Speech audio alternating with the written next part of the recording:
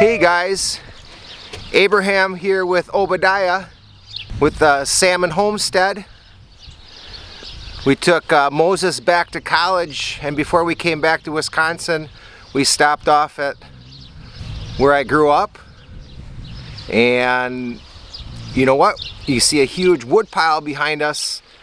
One of the things that we've done many times when I was here is go gather wood from downed trees that were in the forest, to going into nearby cities where maybe a windstorm came through and people needed some branches or maybe a whole tree taken down. And that's what we have behind me. A lot of wood that's going to be used to heat not one but two houses.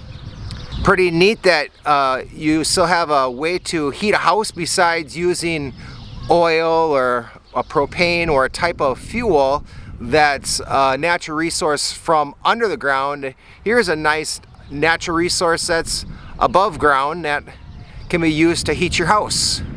A few of the cool things that are abundant out there, trees, having a garden, things that you can do at your own property. Even if you don't have a homestead, you can do it at your house, have a raised flower bed.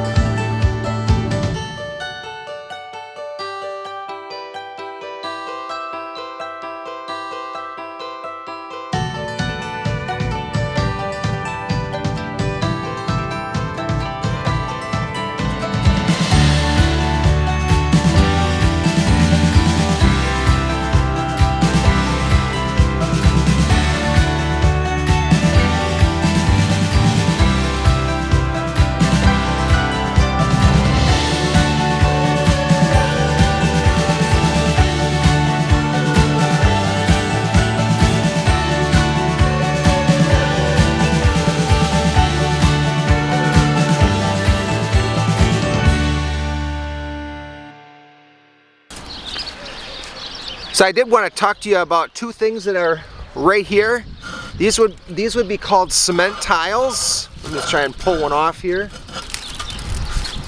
There it is. Cement tile. We would use these years ago when we would tile out the fields where there was some low spots to get rid of the water. So Dad would trench it and then we would lay out these tiles. Most of you aren't going to use that. What I wanted to talk to you about though is in the garden. These are good in the garden for two reasons. One, if you plant a small 4-inch plant, let's say a broccoli, you don't want a rabbit to eat it before it gets big. So therefore, you put this tile, you plant your plant and you put the tile right on top, and it's going to actually do two things. One, it's going to keep the rabbits from eating your broccoli plant, and number two, it's going to shield that plant from some direct sunlight that might cause it some stress before it really gets established. So if you're looking to keep rabbits away from a plant or provide less stress for your plant, tiles like these, they work really well. And as you can see, my mom and dad still have quite a few that they use in the garden yet. Right, Eve? Yeah. Here is something that continues to be made, what we used to make years ago. We'd make some round bales. Our round bales were made out of the corn stalks that would be left over after harvesting corn. And here you can see they have round bales. These round bales would be used for bedding in this barn right here. So it's nice that it keeps cattle nice and clean, and it uses over something that, you know, it would break down great in the field, but it's another use of that material. Now it will go in there and provide bedding. They'll put their manure on it. That bedding manure after a while will then get spread back out into the field and return back to the earth. Cows are nice and content. They were milked earlier today. They've had their mixture of silage and hay, and as you can see, many of them are resting. Straw bedding is used to keep them comfy. Years ago when we would milk, and I'd call the old red barn, which had stanchions, one of the jobs we'd always have after school was to bed the cattle with ground up bean straw. And that was the bedding we'd use years ago. This barn can have 25 cows on a side. Our previous old barn, you could have 11 cows on the side. So if you see like an old red barn that's made completely out of wood, that's the type of barn that I used to milk in years ago. So I mentioned that the cows were eating silage. Here you can see a long silage bag and then one that they've been taking from, and 2 wagons that can gather the silage. That is one thing that we did not have years ago. We did all square baling, little round square bales, and we would pack them up in the old red barn, and had 9 hay racks. You could put over 100 bales on a hay rack, so you'd easily have 1,000 bales that you could get in a day. But now the silage makes it easier that you don't have to have as many helpers. It grinds down the hay a little bit smaller, so it's easier for the cow to digest. As I said earlier, one of the things that I learned on the farm many years ago was my first stint in gardening, and right here is that spot for garden. I was privileged to have a Troy-built tiller that my dad had, and he said, hey, you can use that for tilling in between the rows. So we had rows of green beans, peas, potatoes, carrots.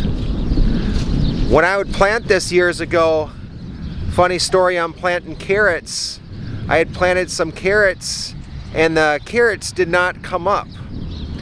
So I decided, well, maybe I'll just plant 2 more rows of carrots and then I'll plant something else in the spot where those previous carrots were.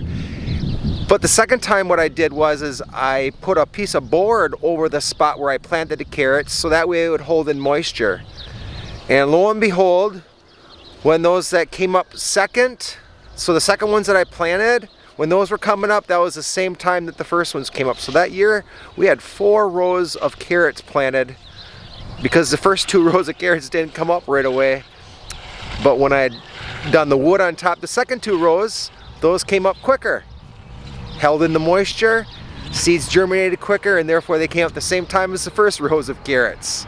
So right here, if you would have seen it, 30 years, 35-ish years ago, there even would have been evergreen trees in the backside, but gradually, as we expanded the garden, I kept taking down more and more of the trees. And as you can see, there is some evergreens still left on that side, but the garden is rather large. Right now, there would be some asparagus in there, along with, you maybe see in the middle of the garden, some raspberries. The big things like sweet corn, and if we wanted a lot of potatoes, we would actually put that out in the field. But this would have been the smaller part of the garden that we had on the farm, where I spent a lot of time weeding, picking beans. Was a lot of joy. And again, for those of you who are looking to be more self-sustaining, you don't have to have a garden this big, because I had 4 siblings and my parents, so a lot of us had a lot of food we needed to eat on the farm. But just a small garden, and you can save yourself a ton of money from having to go to the grocery store, and you're going to know where that food is coming from as well. It's coming right from your backyard. So I hope you've enjoyed watching some of the pictures here on the farm before we return back to Minnesota. Maybe one other thing I can say, maybe see in the background some apple trees. My grandpa years ago had apple trees. My dad now has the apple trees. Another thing that you can have in your yard, maybe a few apple trees to a plum tree, a pear tree. All those things can provide you some great food that you can have right at your home, and you can have it in town. It doesn't make any sounds at all. It just grows like a regular tree. We'll have just a few leaves come fall, but we'll provide you some awesome food through the late fall and into winter time. Well, I hope you enjoyed this, seeing our little activity we had before we get back to Wisconsin, get back to homeschooling with books. Here we're homeschooling with just life. And thanks for watching, and we'll see you on the next one.